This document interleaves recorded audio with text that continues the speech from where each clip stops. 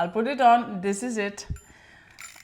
20 minutes we have for the 4th episode, the second try with Heidi. Oh, we shall not dwell on that because we have only 20 minutes. So I'm here this week with Heide, American expat in Copenhagen for the last 7 years. So an expert in this, not like me, a baby one for 1 year and a half. And we are trying to figure it out, her alternative path. When was it? When she took it, if she took it, or actually it found her. Because a month ago, correct me if I'm wrong, you had a moment, you were at the crossroads in your life, living here for so long, where you were faced with the decision, should I stay or should I go? And now you can tell me, what did you decide and where you ended up actually? Oh, I've definitely not decided. No. At all. Yeah, so I've had this thought for the last, to be honest, on and off for the last few years. I think that's a pretty common feeling when you're in Denmark because it's not an easy place to stay. It's not easy to have a community and a lot of people leave because of that as well. Yes. So when you don't feel rooted in the society or culture, it's difficult, right? It's difficult to live away from your home, from your family, from your friends, from things that you're familiar with.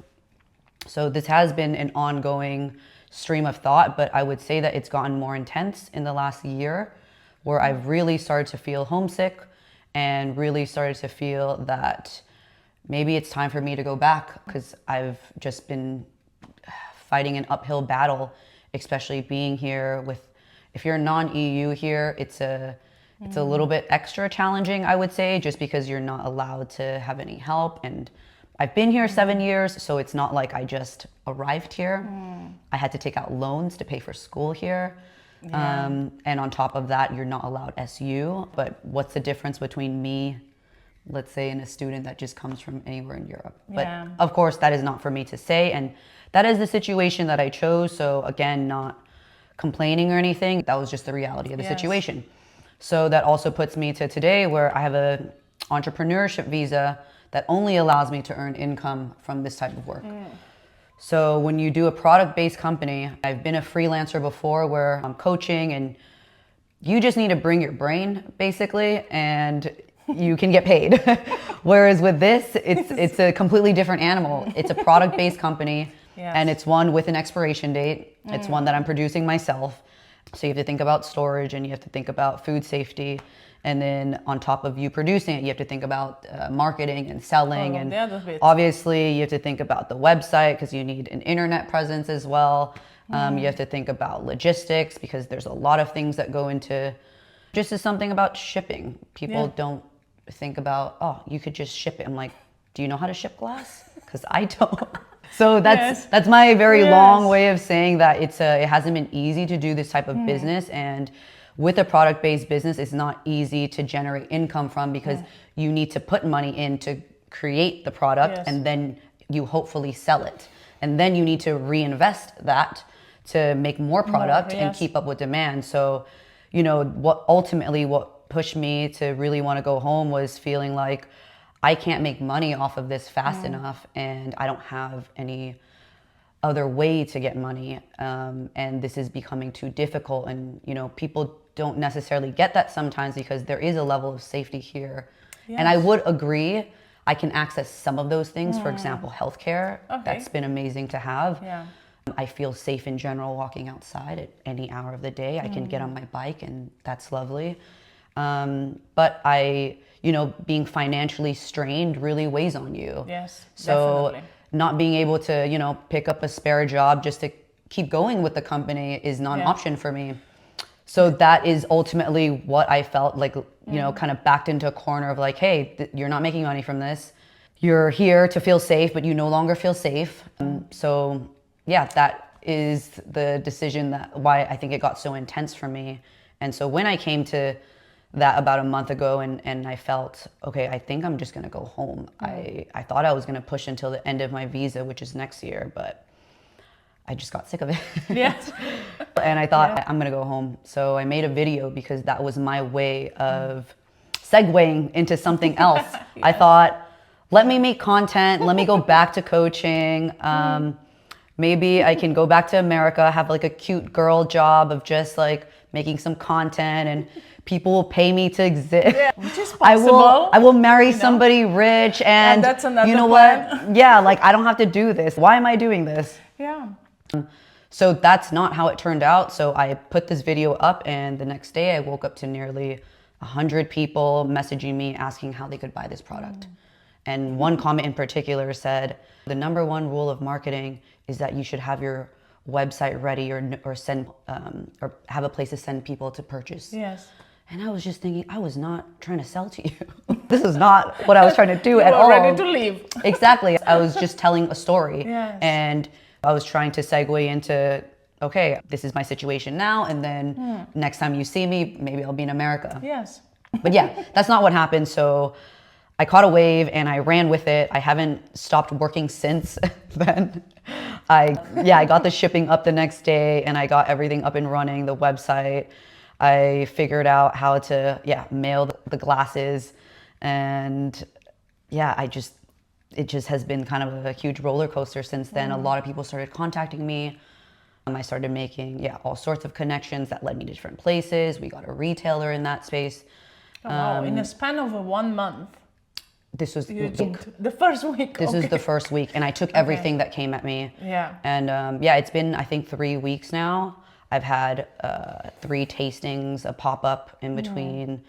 We got into a little cafe in inner city, and everything is up and running on the web shop. I've launched a new flavor. On top of other things. Exactly. Do you sleep? How much do you sleep? 6 hours. Okay. Yeah. Otherwise, I'm working. Otherwise, yes. And I don't stop on the weekends either. It's the same for me. Okay.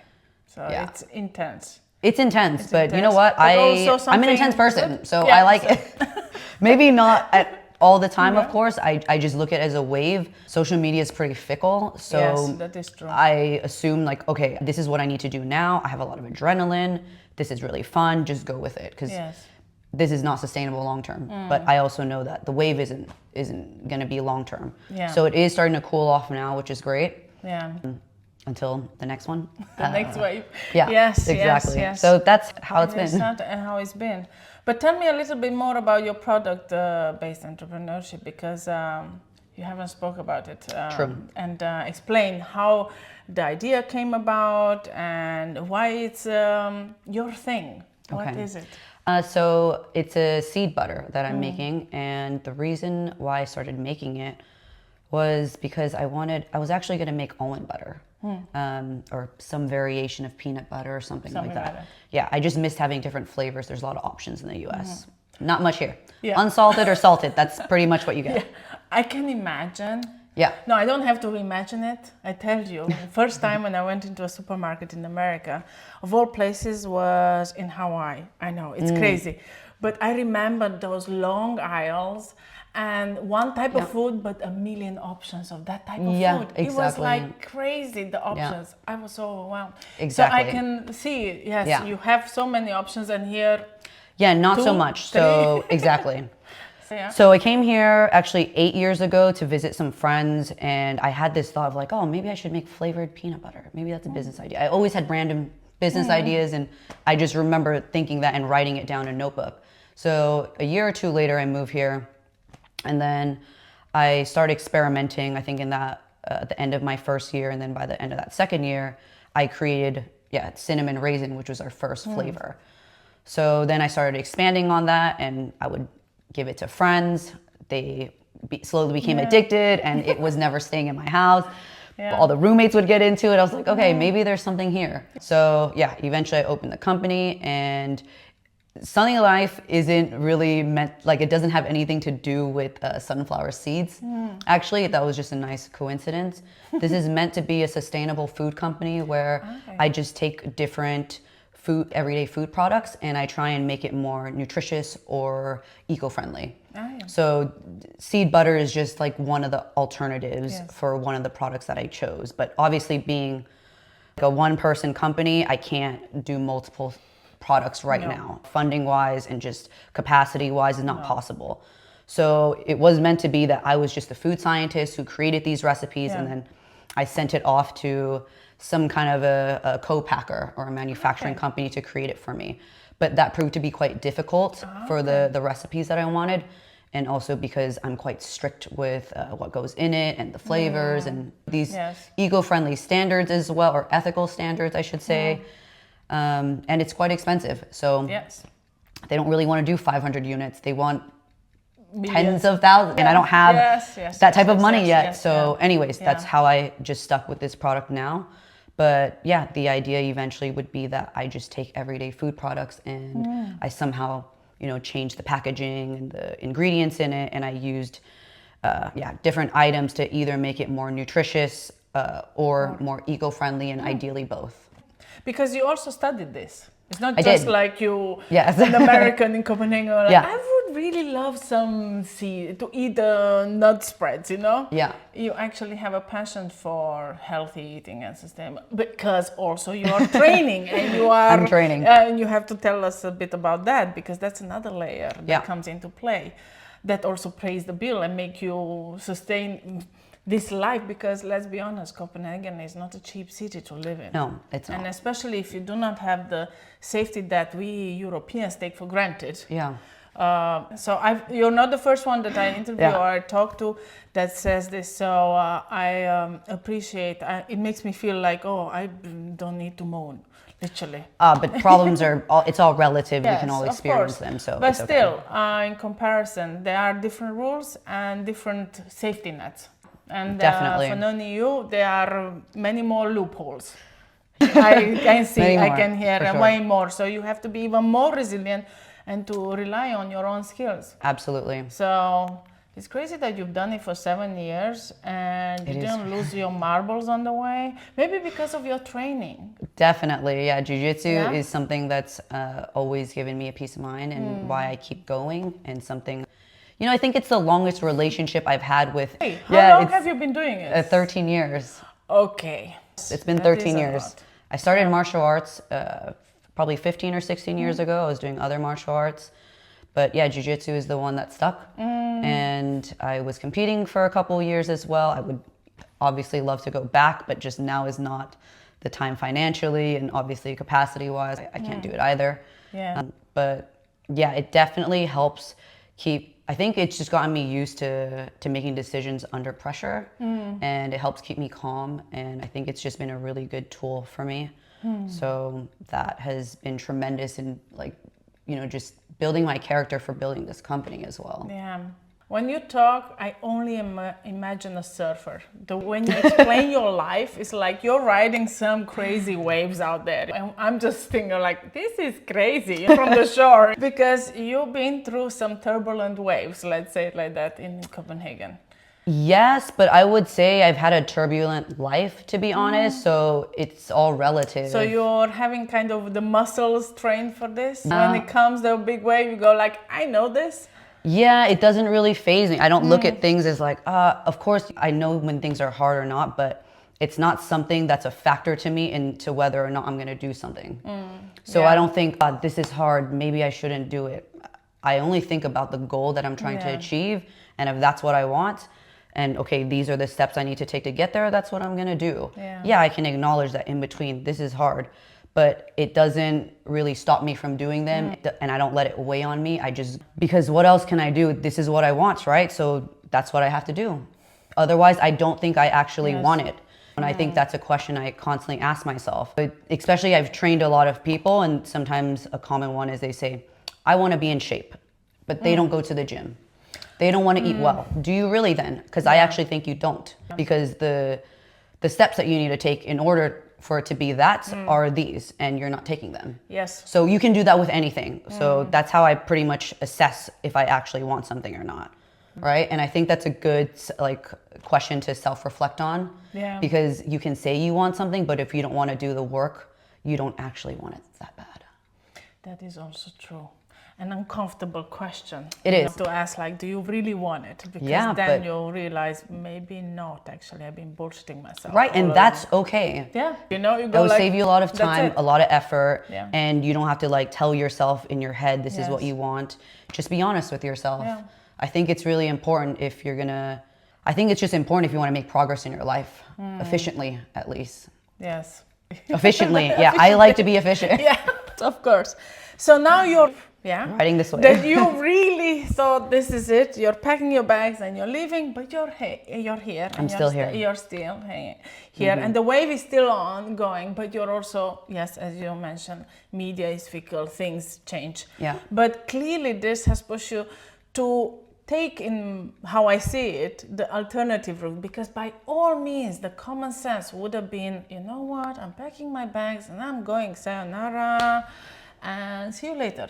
But you're here and you're riding it, and you might have not chosen it, but you know how to ride waves, isn't it? As I hear, you know how to do this and to be okay with this. So what would be an advice for someone who is at the crossroads? And let's take the metaphor of the wave. Maybe sometimes we choose our own waves. Maybe we have an option, the smaller, the tiniest, the most safe option, you know?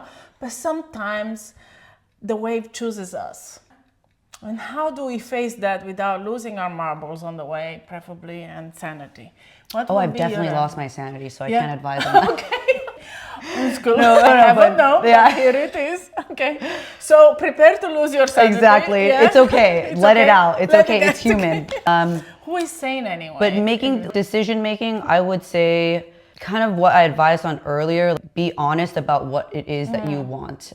And if it is something that you truly want, then do the work to get there. And so, yeah, this wave right now, this crossroads, I'm taking it because it's an opportunity and I don't really know what's going to happen, and that's okay. Yeah. So again, that's a decision that I've made, is I'm okay with being in this unknown for a while. Yeah. But put some deadlines on it, try to have some structure around this chaos, because it can be hard to get organized in our mind. Yes. We live in our heads a lot. So you can do different things like speaking with your friends, speaking with your family, or, you know, asking yourself a series of self-reflective questions. Making a pros and cons list of whatever it is that you're trying to decide between, and sit and think on it for a while, because everything in life is hard. It's hard to stay at the job that you hate, but then it's hard to start your own business, and then it's hard to feel regret, and then it's hard to fail. I don't know. Yes. There's everything is hard no matter what it is. Life so is you need to choose. That's why I say it doesn't matter, but what you don't choose, or what you don't like, what's the saying? What you don't choose, you don't choose. I don't know. I'm losing this thing.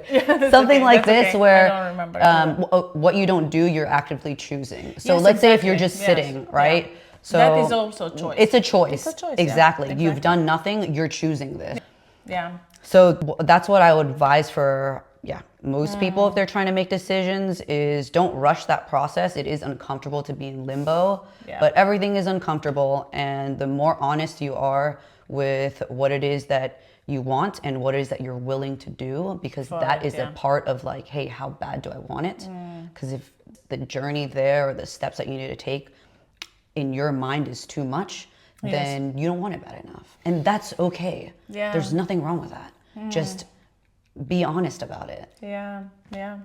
And I think this is an interesting thing, that there is a bit of reflection interior. Do you really want to do it? Absolutely. And if you want to do it, then you spend, here is the timer off. But before we finish, which is interesting for me, is that to be in this unknown and to dig a bit deeper. I want to do this, but what are the actual steps to do this? Because sometimes you realize actually, and then you go, actually, I don't want to do this. And that is also fine. Exactly. I think it's just to own, like, okay, I thought I can, or I thought I want this. But now after reflecting and going through the entire list, you go like, actually, no. I have that conversation sometimes with clients as an event planner. They would like to have an event, and then when I explain to them the steps, they realize, oh, actually, that's a lot of work. It's a lot of work, and we don't have the budget for it, or we can't do it, or it's not a priority for us. And which is really nice, actually, to don't. Yeah. We don't need to do things that we are not prepared to work for. Exactly. So I think I take that from you. Yeah, check what you really want. Yeah.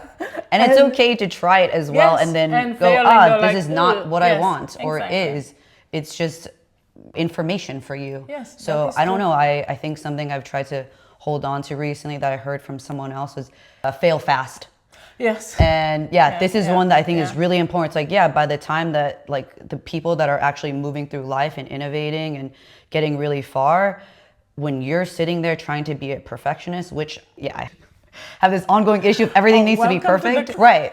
Then you're sitting there actually doing nothing, or you're taking too long. Yes. But whereas if you just start putting things out quickly, you get the feedback, you get information, and then you're on a roll. Yes, and then that it is gives you true. more momentum, more energy. So it's okay to just try. Sometimes that will also give you the answer or not, but that again is information for you. That is information, in that sense. But go ahead. I think I would embrace definitely jumping into and giving that a try, because what do we know if we don't really try it a bit? Like of Absolutely. course as kids, but also as adults as well. We can theorize forever how would be this life. Exactly. But have we tried it in this way? And then prepare with a lot of plasters and bruises, because failing, it's crap. It's so bad. It's good for your ego and good for many reasons, internal growth. But you need, also support that you mentioned, family, friends that could just go, listen, you're doing great. I think, because that we also need. Yeah. Besides that, we get the knocks, but you also need some nourishing and some support. And I have a feeling, even the way you sound, that it's been hard to get a community feeling here, but you have your family, and we know we have Melissa in common, which is a brilliant soul to have around with all her positive and strong energy as well. Yeah. A woman that she does many things, that she'll be on this podcast soon as well, because we talked last time that she should be here. And reach out. I think that's the interesting bit that I found here, is that once you're reaching out and asking for help, but is this humbling moment of going, I just can't do this on my own, and I need a tiny bit of someone to cry, or shoulder to cry on, or something. And that's not always super easy to ask for help. I think, especially if you are raised a certain way or have a certain type of personality. I still find it hard. So luckily, exactly. Like having friends like Melissa and my friend Heloise, who opened the store for me last week, and having some other really close girlfriends of mine who they just offer help. And I'm so grateful for people like that, because it's hard for me to ask for help, but they just show up and like, hey, I'm here, what do you need me to do? And like, I would not be able to get through my life without friends like that. And on that note, we'll have Melissa back here, and I'll share the details where people to find you. Your Instagram, because that's where you are most of the time, and the website. Yeah, we have a website. We have a TikTok that I post on, but I don't interact on because I don't really know what's going on there. Instagram and website, yes? That's the place to find you. And I wish you all the best, and definitely to ride this wave. Thank you. And I'm very curious about the next wave, where it will take you, because we never know. But let's see. We never know, but I'm here, and I'm here till I'm not, but I may be here. We don't know. When I started this podcast, I really didn't know where it's going. So I'm taking it like I'm writing also some sort of wave of unknown, and I'm just taking it as it is and not expect too much, but I'm going, if it works and goes this way, fine. If it doesn't go, that's also fine. That's life. I don't think anybody knows anyways. No, actually, it's all bullshit that we got. Exactly. I think I'm just very loud about it. On that note, no, we don't know shit. We don't. So we just share our experiences. So thank you so much. Thank you for having me. I'm going to give you a hug for all the hard work you do. I cannot imagine.